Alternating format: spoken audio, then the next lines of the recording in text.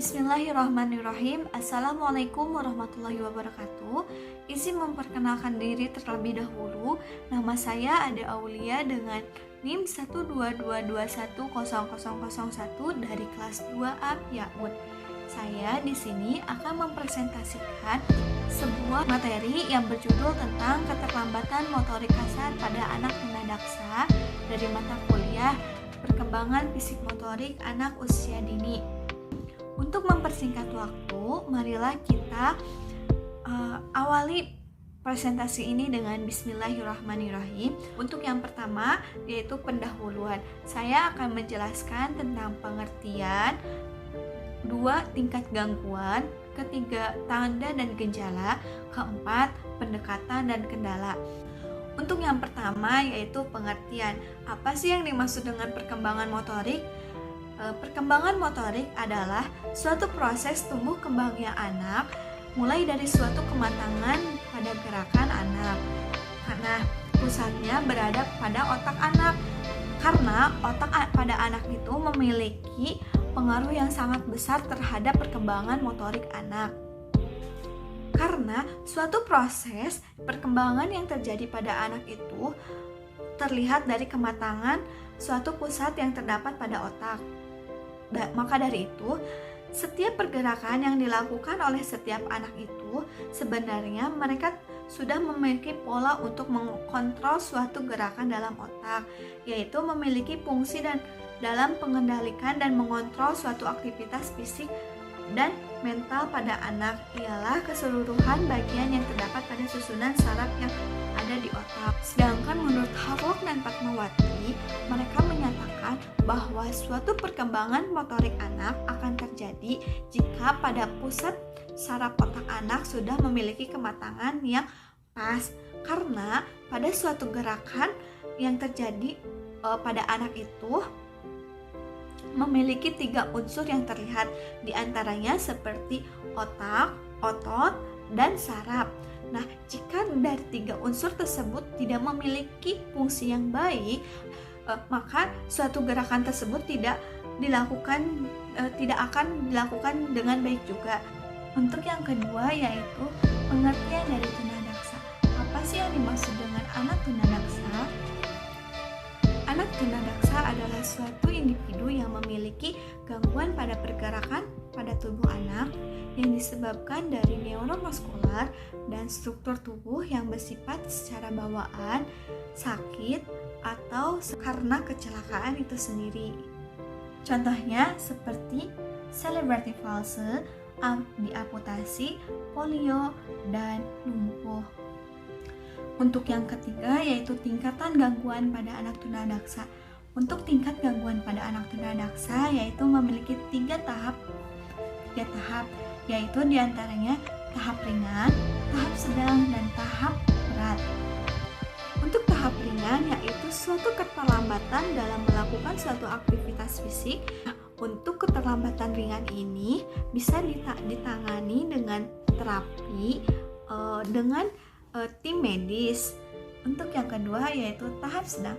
Apa sih yang dimaksud dengan tahap sedang? Tahap sedang adalah suatu keterlambatan dalam motorik dan mengalami suatu gangguan pada koordinasi sensoriknya. Untuk yang ketiga yaitu tanda dan gejala keterlambatan motorik pada anak tunadaksa. Yang pertama, anak akan kesulitan dalam mengkoordinasikan suatu gerakan secara efektif dan benar. Anak itu akan berjalan, melompat, dan berlari. Untuk yang kedua yaitu keterlambatan kekuatan otot, di mana anak hanya memiliki keterbatasan dalam kekuatan otot atau lemah. Nah, untuk gejala ini sangat berpengaruh pada anak dalam melakukan suatu kegiatan seperti mendorong barang atau mengangkat barang. Nah, untuk yang ketiga yaitu keterlambatan keseimbangan anak, di mana anak hanya akan memiliki kesulitan dalam seperti ketika anak itu akan berjalan, melompat, berlari. Nah, mereka itu anak yang memiliki kehilangan keseimbangan ini akan berpengaruh pada anak ketika anak melakukan suatu aktivitas. Jika keseimbangannya tidak terjaga, maka akan rentan cedera. Untuk yang keempat, yaitu memiliki koordinasi motorik yang buruk, di mana anak akan mengalami kesulitan dalam melakukan suatu pergerakan yang dilakukan oleh tubuh dalam melakukan suatu aktivitas dengan baik. Jika anak memiliki gejala ini akan mempengaruhi ketika ia akan menggunakan alat tulis. Anak itu akan merasakan kesulitan yang emang sulit dalam melakukan kayak menulis, menggambar kayak gitu. Dan anak juga akan melakukan suatu kesulitan dalam ketika ia melakukan tali menali di sepatu. Untuk yang kelima, yaitu kesulitan dalam berpartisipasi.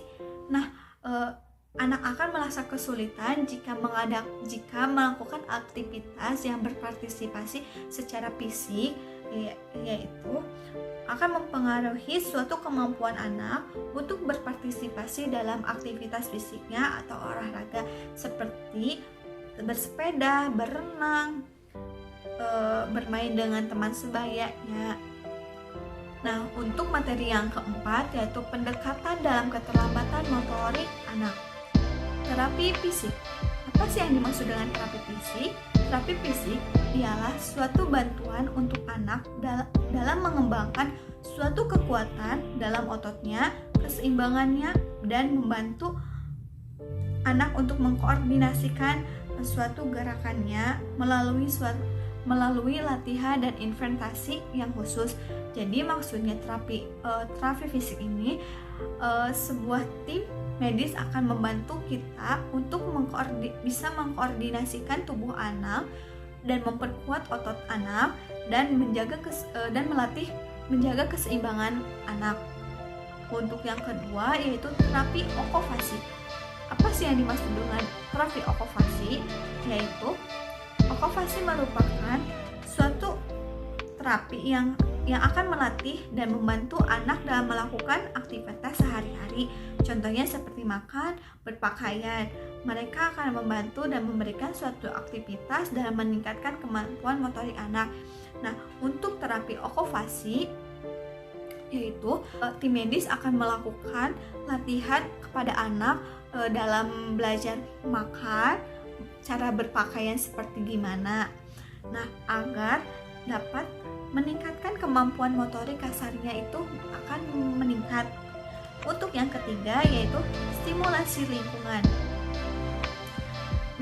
Kenapa sih harus ada stimulasi lingkungan? Karena lingkungan menciptakan sesuatu yang akan mendukung dalam perkembangan anak, khususnya dalam stimulasi. Contohnya jika kita memberikan alat mainan di anak, kayak udah kita serahin aja gitu ya, mereka dibebasin dalam lingkungan. Secara tidak langsung kita akan meningkatkan suatu perkembangan motorik pada anak. Keempat, yaitu latihan teratur di rumah. Terapi di rumah itu sangat membutuhkan peran orang tua yang sangat penting. Lakukanlah hal ini jika disarankan oleh tim terapis. Latihan ini dilakukan secara teratur di rumah agar bisa memperkuat otot-otot anak dan meningkatkan suatu keterampilan motorik kasarnya. Yang kelima, dukungan psikososial. Dukungan ini sangat penting bagi anak tunadaksa karena tim terapis akan melatih suatu kepercayaan pada diri mereka dan akan memberikan suatu motivasi dalam keterlambatan motorik kasarnya mereka, dan tim terapis juga akan memberikan sebuah lingkungan yang positif. Untuk yang terakhir, saya akan menyimpulkan sebuah presentasi saya, yaitu perkembangan motorik adalah aspek penting dalam pertumbuhan setiap anak. Stimulasi dan latihan yang tepat sangat penting untuk membantu mereka mengembangkan suatu keterampilan pada perkembangan motorik kasar dan halus yang diperlukan untuk berpartisipasi dalam suatu kegiatan sehari-hari dan mencapai potensi penuh dalam mereka. Orang tua dan pendidik harus memperhatikan dan mendukung perkembangan fisik dan motorik anak dengan memberikan kesempatan yang cukup untuk bergerak, bermain, dan berjalan, gaya hidup, dan memiliki gaya hidup yang sehat. Nah, sekian presentasi dari saya. Lebihnya bila kurang dan atau salah, mungkin pada kesempatan kali ini cukup sekian yang bisa saya sampaikan materi ini. Mohon maaf jika masih banyak kekurangan dan kesalahan dalam cara menyampaikan materi ini. Semoga bisa bertemu lagi di kesempatan selanjutnya. Saya Ade Aulia, pamit undur diri. Wassalamualaikum warahmatullahi wabarakatuh.